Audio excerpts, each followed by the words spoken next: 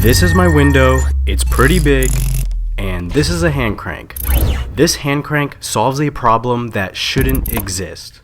The main problem is that it's actually super hard to open and close these blinds with just the twisty rod because there are so many of these vertical shades. A lot of shades equals a lot of friction, and all of that resistance has to be overcome by a thin twisty rod, which also happens to be one of the worst ways to transmit force from a human ergonomic standpoint.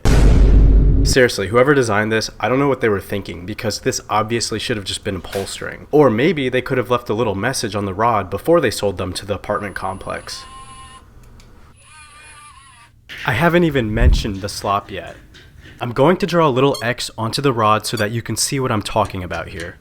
This slop is also a huge issue because every time you open your hand and rotate your wrist back to its original position, it's super easy to accidentally catch the rod and twist it back in the wrong direction due to the backlash. Basically, this slop means that you'll need to rotate your wrist more times than what's even actually required to open the window shades, assuming you're not being super meticulous while you're opening or closing the shades. Because I don't own this building, we're left with only two options. I either start my day getting super frustrated while trying to open these curtains, or I make a removable hand crank that can be unfolded and tucked away, hidden behind the window shades, and then easily folded back into a hand crank when it's time to close the curtains at the end of the day. This thing is actually a little bit more complicated than what meets the eye, and that's mainly due to the fact that it's able to extend and fold flat behind the curtains. Those four hinges that are on the hand crank have to have very little slop in them, or else we would just go back to our main issue of slop as we discussed earlier. In order to get hinges with very little slop, you often use a ball bearing, but ball bearings are expensive and they're not really necessary for this application simply due to the fact that I'm not transmitting high loads while under high speed rotation or anything like that. And I also want the ability to twist these fasteners to adjust the amount of friction in each hinge such that you can choose how easily the thing extends. In order to create these revolute joints with friction and no slop, I'm going to employ the fun little tool called a precision bushing. Hang on, I just got this package in the mail and I am super excited about this thing. Whoa. I thought it would be cool to make one of these curtain cranks out of metal, so I ordered all of the parts out of aluminum from JLC CNC, and I'm not gonna lie, these turned out so well.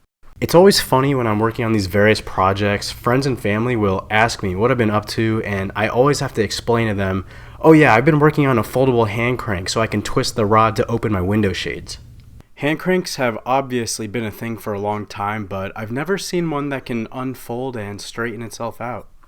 Whoa, that feels so smooth. As much as I love this aluminum hand crank, there are some pretty big issues that I didn't consider until after I set it up on my curtain rod.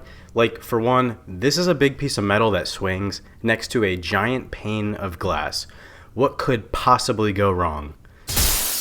And secondly, there's a lot of labor required to machine cylindrical aluminum pieces like this. You'd need at least a 4-axis CNC machine, and that means a metal hand crank is going to be pretty pricey. This is one rare instance where this product actually makes more sense to be made out of plastic instead of aluminum. That said, JLC CNC is one of the most affordable CNC services out there, which makes metal even more accessible than ever. I'm not really sure if this is even a good product idea for the masses. I mean, it solved a problem for me, but does anyone else think they'd actually benefit from this? I could see this being super helpful for people with limited mobility. Machining aluminum is more labor intensive than 3D printing, so it's very relieving that all of the shoulder bolts fit and the tolerances I designed were tight enough for no slop, but could also still move smoothly when extending the handle. It's tempting to just put this metal hand crank in a frame and hang it up on a wall since it just is so high quality. Like, you can tell the surface was bead blasted with a super high grit like the MacBook finish on Apple products. 3D printed bushings and shoulder bolts are such a powerful engineering combination for hinges since you can achieve micron level precision for a really low price.